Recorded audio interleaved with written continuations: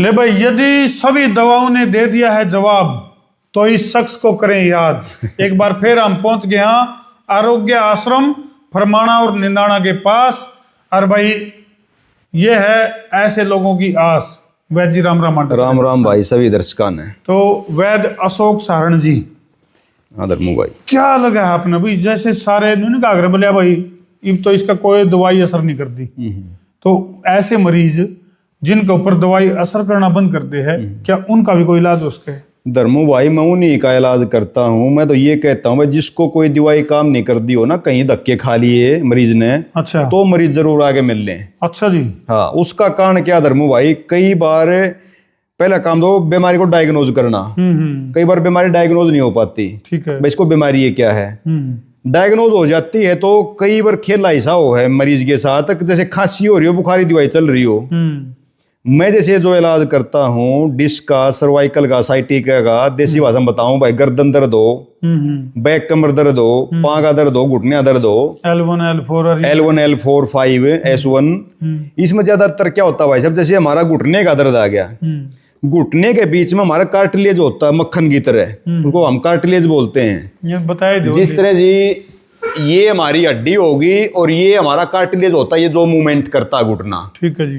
Doctor जो दवाई देते रहते हो, देते कैल्शियम की दवाई भाई साहब। अच्छा, कैल्शियम हमारी हड्डी के ऊपर काम करती है हमेशा। हड्डी में कोई दिक्कत आ रही हो, हड्डी में कमजोरी आ रही हो, तो ये कार्टिलेज नहीं बनाती, इसलिए मरीज ठीक नहीं हो पाता। हम सिर्फ कार्टिलेज बनाने के लिए दवाई देवांगे। इसी प्रकार से जैसे ये डिस्क की दिक्कत है भाई साहब, अब भाई डिस्क सरक गई या छल्ला सरक गया देसी भाषा में बोलते हैं, या L4-5S1 डिस्क बल्ज होगी जो डॉक्टरी भाषा में बोल रहे हैं, तो ये हमारे छल्ले हैं भाई साहब। इनके बीच में जो ये व्हाइट कलर की ये डिस्क होती है, ये भी मक्खन की तरह मुलायम होती है। अच्छा, तो इसमें भी डॉक्टर कैल्शियम की दवाई देते रहते हैं। यानी एक तरह से यू दोनों हड्डियों के बीच का ग्रीस है। इन दोनों हड्डियों के बीच का देसी भाषा में बोले तो ये ग्रीस है धर्मू भाई, ठीक है ना। तो हम सिर्फ ग्रीस बढ़ने के लिए दवाई देते हैं।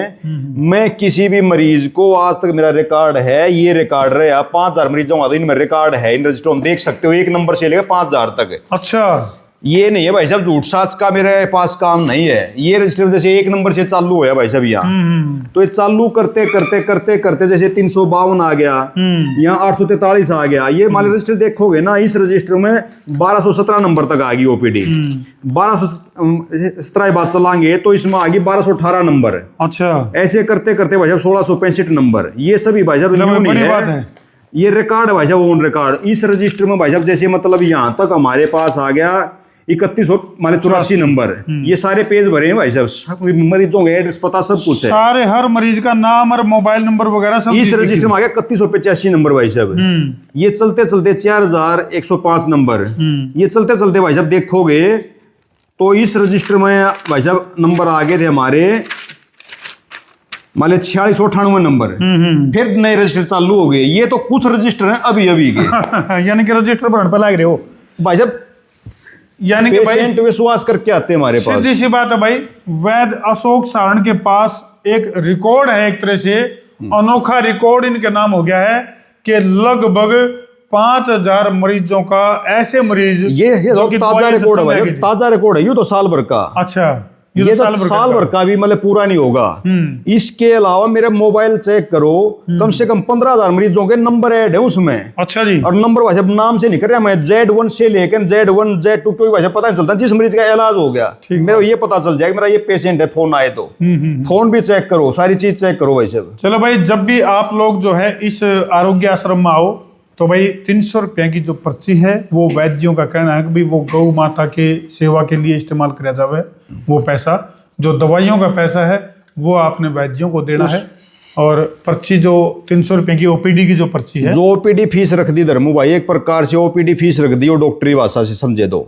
उसमें क्या धर्मू भाई, इंसान जो है वो अपने लिए काम कर रहा है। ठीक बात। हम हफ्ते में अगर गौ माता के लिए भी कुछ निकाल दें, मान ली अपनी क्या औकात है, परमात्मा करवा रहा है भाई साहब, नहीं तो अपनी तो औकात इतनी किसी को पानी गिलास पिला दे।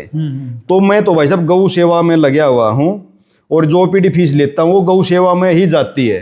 मेरा बेटा खुद है ना, मेरा भतीजा जो है डॉक्टर है, वेटरनरी डॉक्टर, उसने टीम बना रखी है अपनी। अच्छा। डेली अब भी 2-3 घंटे गौओं की सेवा करके आता, फ्री ऑफ कॉस्ट, किसी भी गौशाला में जाए जहां उसको जरूरत पड़ती है।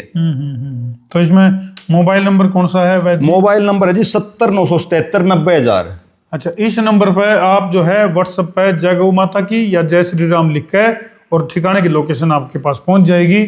और इस नंबर पर जैसे ही आप जय गौ माता और जय श्री राम लिखोगे तो 2 बजे तक पहले पहले आपने इस ठिकाने पर पहुंचना है।